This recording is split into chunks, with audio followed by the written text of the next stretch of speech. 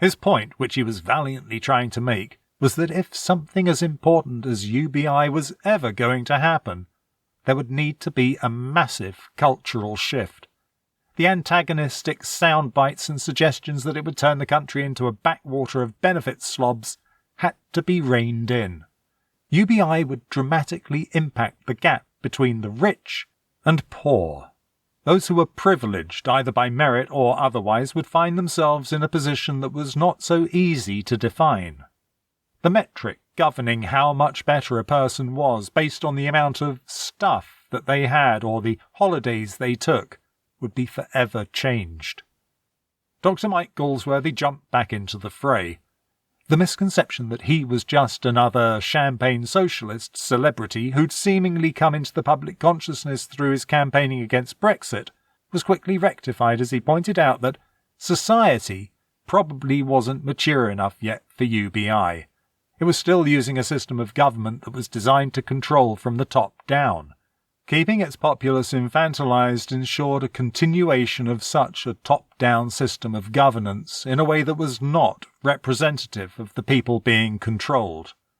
The FPTP system, the first past the post, was antiquated and favoured populism over performance.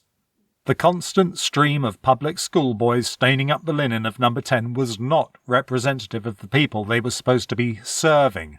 So, firstly, the system of governance needed to be overhauled with, at the very least, a system of proportional representation, but ideally a string of citizens' assemblies which were truly of the people and for the people, created through sortition, and not just the already wealthy cronies, donors and friends of the political elite. Not only that, the public, the real people going about their subsistence, expected and yes, expecting to be thankful for the scraps, needed to grow up. He was on a roll now. Society needs to join the 21st century, not just in technology. They've already been bought with technology. My perception is that the public have been brainwashed into believing they're not good enough unless they have the latest gadgetry. No, they need to grow up and appreciate that with the release from the shackles of the biased contract, socially speaking, a great responsibility would then be thrust upon them. The responsibility to not be a dick with the opportunity. He took a breath. The stand-in host of the show spluttered at Dr. Mike's use of the term dick, but Mike carried on almost oblivious. There was sputtering and frantic movement behind the scenes from production staff who were in various states of amusement and consternation at his use of the term dick. He carried on about the responsibility to not be the kind of sloth that was represented in most of the arguments against UBI. The public needs to have an understanding that everyone would be given the opportunity to thrive, excel, learn, care, help, and be socially responsible.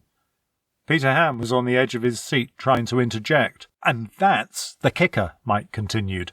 The public needs to be socially responsible. But in order to get to that point, a hell of a lot of deprogramming needs to take place.